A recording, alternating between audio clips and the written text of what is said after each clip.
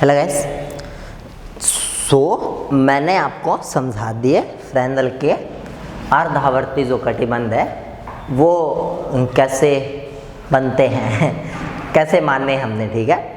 अब देखिए उसके बाद में अलग अलग मतलब 5-6 सब टॉपिक है। जैसे पहला सब टॉपिक है एनवे जोन की त्रिज्या, ये फर्स्ट है एनवे जोन की त्रिज्या। अगर एनवे जोन की त्रिज्या की बात करें तो देखिए ये आपका वेव फ्रंट था, ठीक है, ऐसा एज्यूम कर लिया। थोड़ा बड़ा बनाता हूँ डायग्राम अच्छे से क्लियर हो, ठीक है।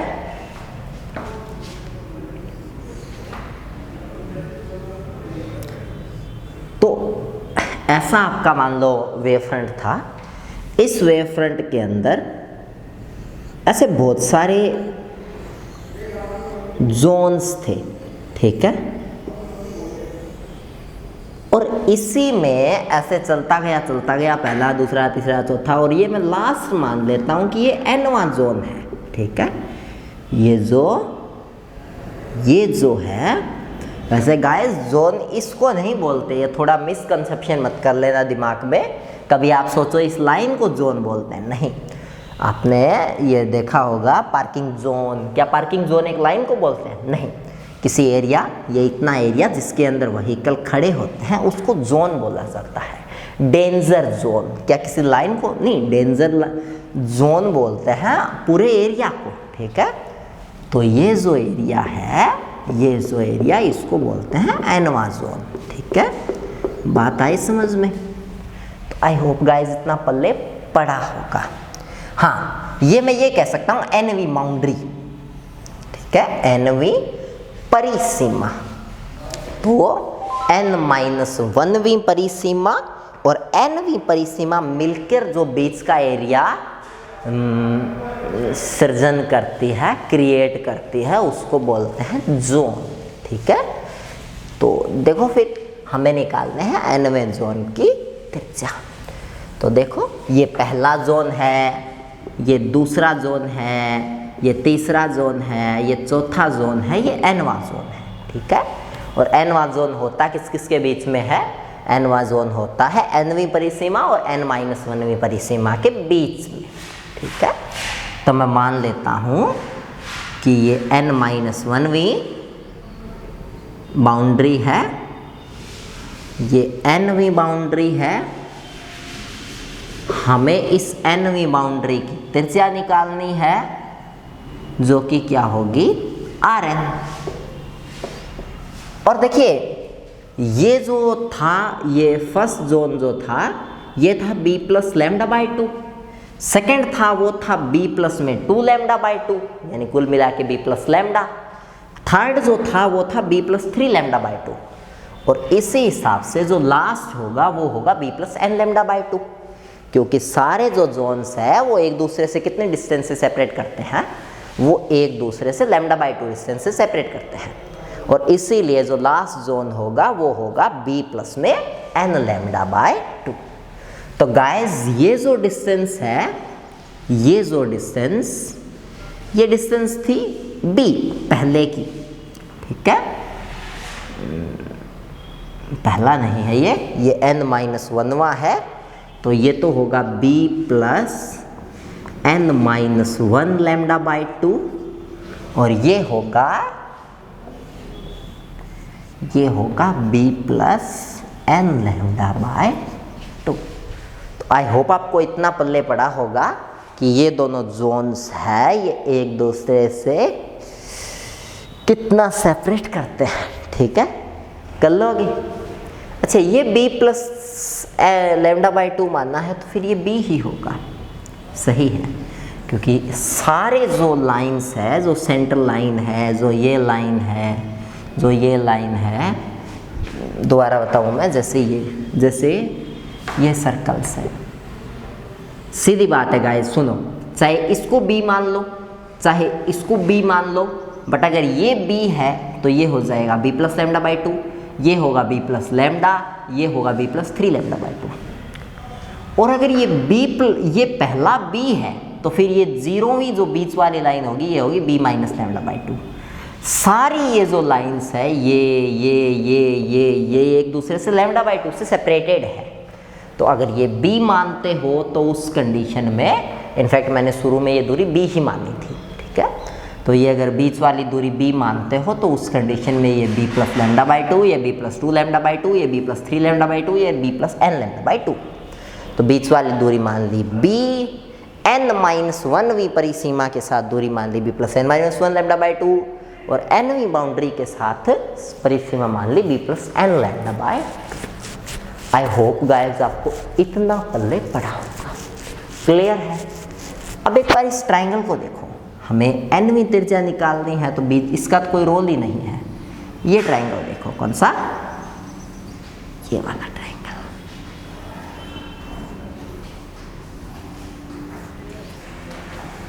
है ना।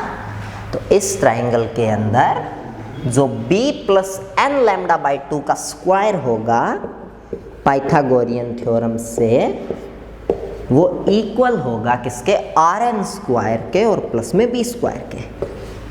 और उस कंडीशन में जो rn स्क्वायर है वो किसके इक्वल आ जाएगा, वो इक्वल आ जाएगा b plus n lambda by 2 के स्क्वायर के माइनस b के स्क्वायर के। इसको सोल्व कर लो, b का square plus n square lambda square by 4 plus में 2b n लैम्डा बाई 2, 2 से 2 कट गया, n b लैम्डा, और माइनस b स्क्वायर, इससे यह कैंसिल हो गया। तो फिर रेडियस कितनी आई,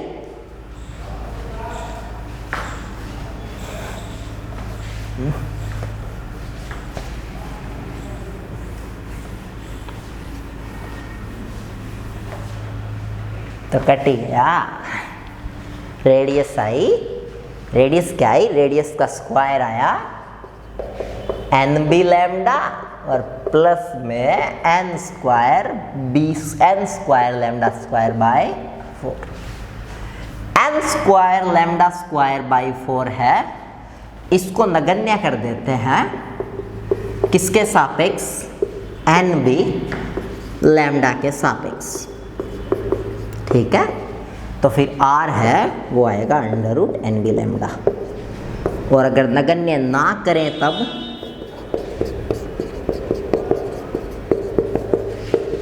भी हर एकदम परिशुद्धता को काम में लें, ठीक है एकदम मतलब बढ़िया तरीके से।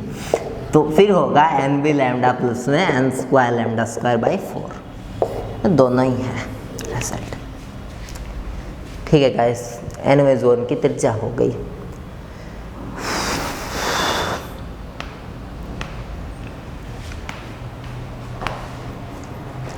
ठीक कर लोगे ना। चलो एक चीज़ पूछता हूँ गाइस तुम लोगों को, ठीक है। कमेंट्स वगैरह में आंसर करने की कोशिश करना, सोचना एक बार, ठीक है, और सोचना इसके बारे में। देखिए गाइस, और अगली वीडियो में मैं बताऊंगा, जैसे मान लो जैसे शेड्यूल क्या रहता है कि जैसे मान लो आपको तो एक दिन में एक वीडियो मिलती है, लेकिन मैं एक दिन में 5-6 बनाता हूँ, ठीक है। 2 तो बनाता ही हूँ, बाकी 2 से ज़्यादा भी हो जाता है, ठीक है। तो मैं ज़्यादा बनाता हूँ, तो अगली वीडियो में मैं बताऊँगा। वो तो आज ही होगा, लेकिन आपको वो सब्सिक्वेंट नेक्स्ट डे में मिलेगी, तो उसी हिसाब से तो आपके लिए एक दिन में सोचने का टाइम है, ठीक है। तो मैं आपको ये पूछ रहा हूँ कि इसके सापेक्ष इसको नगण्य क्यों माना है, ठीक है। ऐसा क्या है कि इसके सापेक्ष इसको नगण्य मान लिया, कौन सी संख्या इनमें बहुत छोटी है, या ऐसा क्या किया कि इसके सापेक्ष इसको नगण्य किया, ये क्यों है इतना छोटा, ठीक है। सोचने की कोशिश करना। इट इज़ ऑल्सो मैथमेटिक्स और it is also general implication. इससे मुझे इतना बिलीव हो जाएगा कि आप चीज़ों के कोर में विश्वास करते हो, ठीक है। ये एक टाइप से फिजिक्स का क्वेश्चन नहीं है ये, और ना ही ये मैथमेटिक्स का क्वेश्चन है इतना कि इसको नगण्य क्यों किया। ये एक रीजनिंग टाइप है थोड़ा, ठीक है। थोड़ा आपको लॉजिक पता लगाना है कि इसको एकदम नगण्य क्यों किया, बताना इसके बारे में और I will do that in the upcoming next video, ठीक है। तो nवें जोन की त्रिज्या है वो मैंने बता दी। चलो मैं ही बताता हूँ, ठीक है। आप क्या करना, आप वीडियो पॉज करके अपने माइंड में कोई अच्छा सा कारण सोचना और फिर ये देखना कि क्या आपका कारण है वो मेरे कारण से मैच करता है क्या, जेन्युइनली। एक चीज़ बताऊँ, देखो n है वो पहला, दूसरा, तीसरा, चौथा एक नंबर है और नंबर यहाँ 2 है तो उसकी स्क्वायर 4 होगी और उस कंडीशन में तो ये इससे बड़ा हो जाना चाहिए, तो ये तो नगण्य होने के पीछे जिम्मेदार नहीं है। कोई संख्या है वो किसी दूसरी संख्या को नगण्य नहीं करती। हाँ, अगर वो संख्या 10 की घात -17, 18 है तो फिर भी बात करें, लेकिन 1/4 किसी को भी नेग्लिजिबल नहीं करता गाइस, ठीक है। तो ये तो फिर भी नहीं है। इनमें नगण्य होने वाली चीज़ है लैम्डा की स्क्वायर, क्योंकि देखो जो विवर्तन, व्यतिकरण, ये सारे प्रकाश के गुणधर्म है मेनली, ठीक है। और प्रकाश की जो वेवलेंथ होती है वो होती है 400 से 700 नैनोमीटर, या मैं बोलूँ तो 4 × 10, 4 या 7 इसके गुना में 10 की घात -7 मीटर, ठीक है। और या फिर अगर मैं और मोटा मोटी बोलूँ तो 0.00000007 मान लो, ठीक है। अगर आप इस लैम्डा की स्क्वायर कर देते हो तो 4 की स्क्वायर, 7 की स्क्वायर तो क्या पता 49, लेकिन 10 की घात -7 की स्क्वायर -14, तो 12 पॉइंट आएंगे फिर 49, 0 0 0 0 0 0 0 0 1 2 3 4 5 6 7 8 9 10 11 12। तो गाइस इसीलिए ये इसको छोटा कर रहा है, ठीक है, क्योंकि ये इसकी बजाय 1 2 3 4 5 6 10 लाख गुना छोटा है।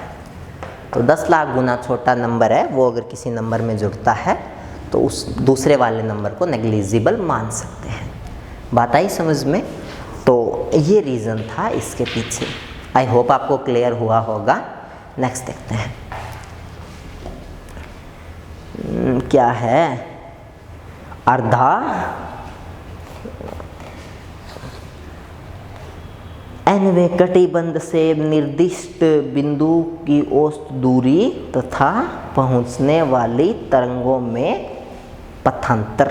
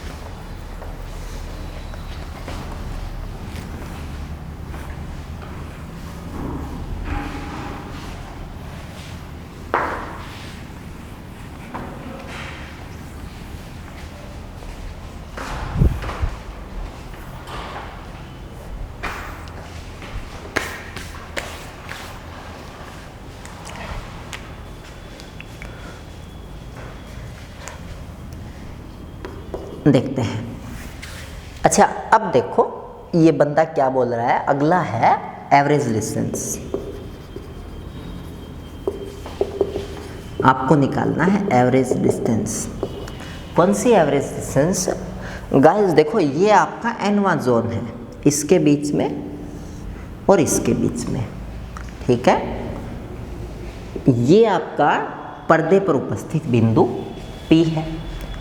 अब देखो यहाँ से भी तो यहाँ किरण जाएगी और वो होगी b + n-1 λ/2।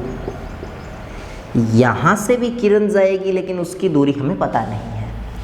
यहाँ से भी किरण जाएगी लेकिन उसकी दूरी हमें पता नहीं है। और यहाँ से भी किरण जाएगी तो उसकी दूरी हमें पता है। क्योंकि देखो जोन होता है पूरा बड़ा एरिया और इस इतने बड़े एरिया से करोड़ों किरणें और जा सकती है। तो ये दूरी है, ये यहाँ वाली दूरी, यहाँ वाली दूरी, ये दूरी वेरी करती है। और इस पूरे इतने जोन के अंदर यहाँ एक बीच का औसत पॉइंट होगा कि पूरे जोन से औसत प्रकाश स्रोत, औसत पर्दे की दूरी है वो इतनी है। तो औसत कैसे निकालते हैं? राशियों का योग बटे राशियों की संख्या, यानी इस वाली राशि और लास्ट वाली राशि का भाग प्लस करके 2 का भाग दे दो। तो तरंगाग्र की प्रकाश स्रोत से औसत दूरी कितनी आएगी? ये वाली कितनी होती है? b plus n lambda by 2। और ये वाली कितनी होती है? b plus n minus 1 lambda by 2।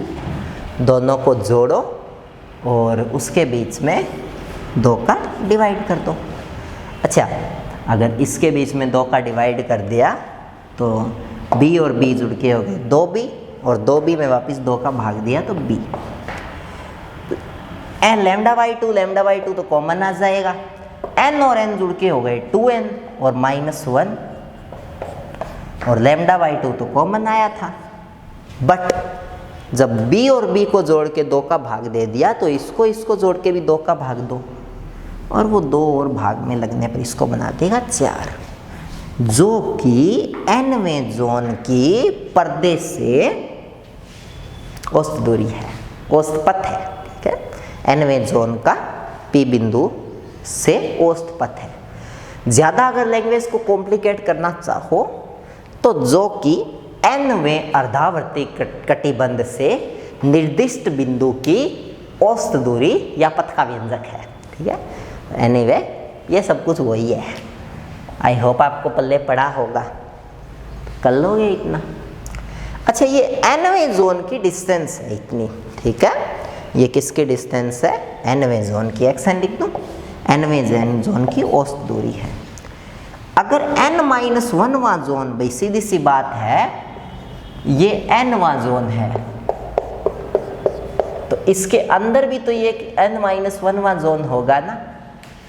ऊपर वाला डायग्राम जूम करके दिखाऊं क्या? वो देखो, जो मैंने एक तो मतलब ये किया है ना, एक तो ये किया है, यही बता देता हूँ।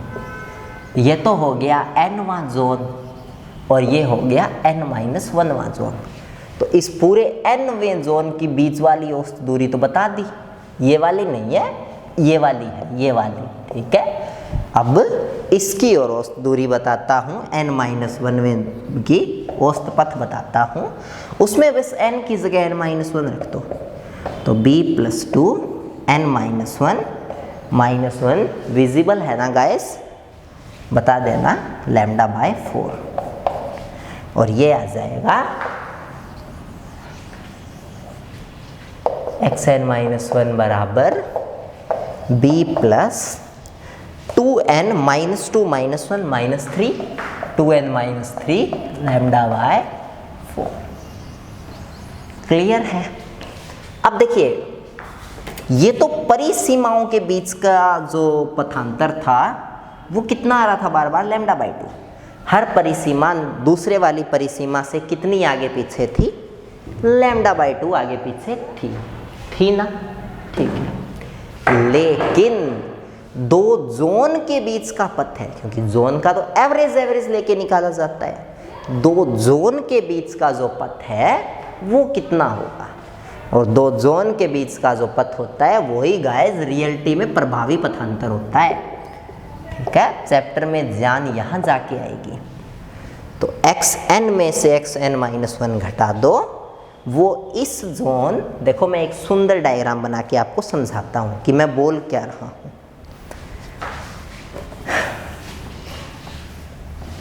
ठीक है, अगर ये देखो, ये थोड़ा फास्ट था, अगर ये आपको ये वीडियो समझ में नहीं आए तो इसको बार बार रिवाइंड करके देखना। मैं इसमें कुछ मतलब गलत नहीं बोला हूँ, लेकिन जल्दी बोला हूँ, तो चीज़ें हैं वो अच्छे से क्लियर होगी अगर 2-4 बार देखोगे तो उससे। बट एक बार दोबारा मैं बताता हूँ कि मैं क्या बोल रहा हूँ।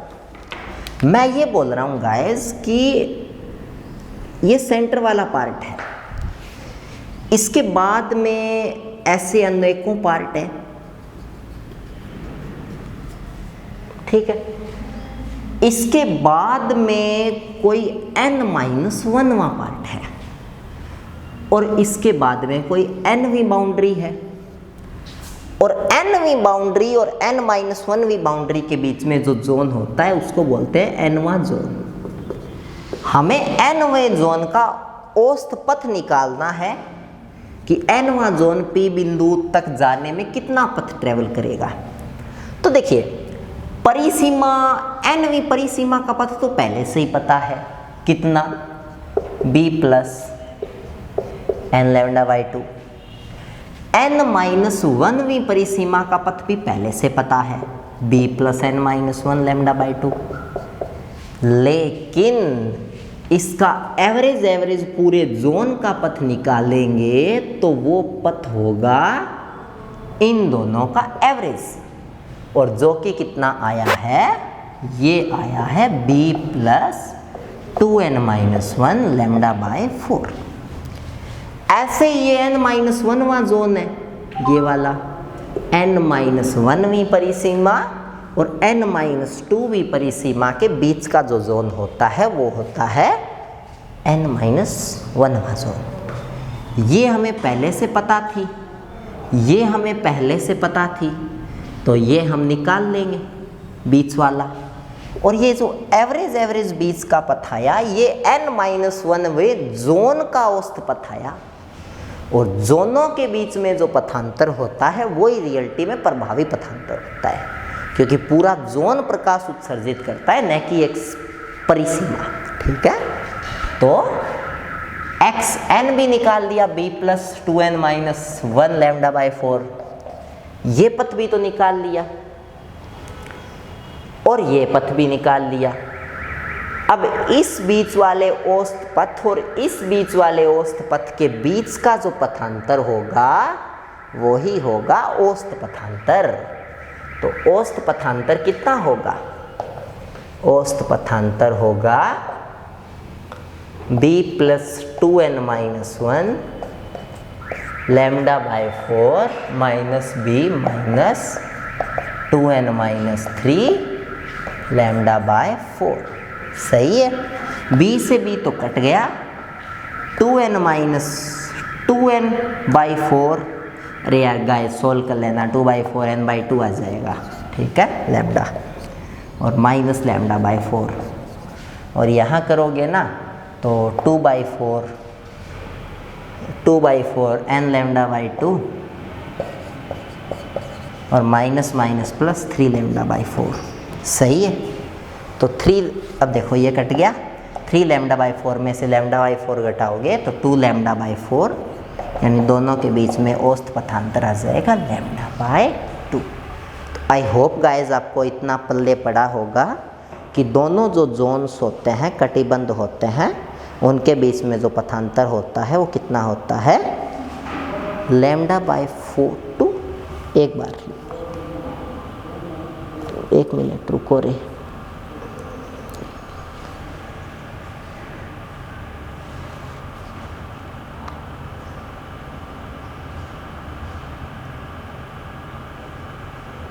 सही है, इतना ही आना चाहिए। बाकी एक बार और घटा वगैरह के देख लेते हैं, ठीक है, उससे बढ़िया एकदम तसल्ली हो जाएगी। b plus 2n-1 λ/4 minus b minus, ठीक है, b प्लस 2/4 n λ/2, ठीक है, और minus λ/4 minus n/2 n λ/2 minus 3 λ plus 3 λ/4, तो ये 3 लैम्डा में से 2 λ/4 λ/2। ठीक है गाइस, ये थोड़ा बुक में गलत लिखा हुआ है, करेक्शन कर लेना। दोनों के बीच में औसत पथांतर है वो कितना होगा, λ/2। तो आई होप आपको इतना पल्ले पड़ा होगा, इतना आपने अच्छे से समझा होगा। और ये था आपका जो क्या बोलते हैं, एवरेज डिस्टेंस और दोनों जोन्स के बीच में एवरेज पथांतर। तो इस वीडियो में इतना ही, बाकी नेक्स्ट करते हैं। Bye bye, take care.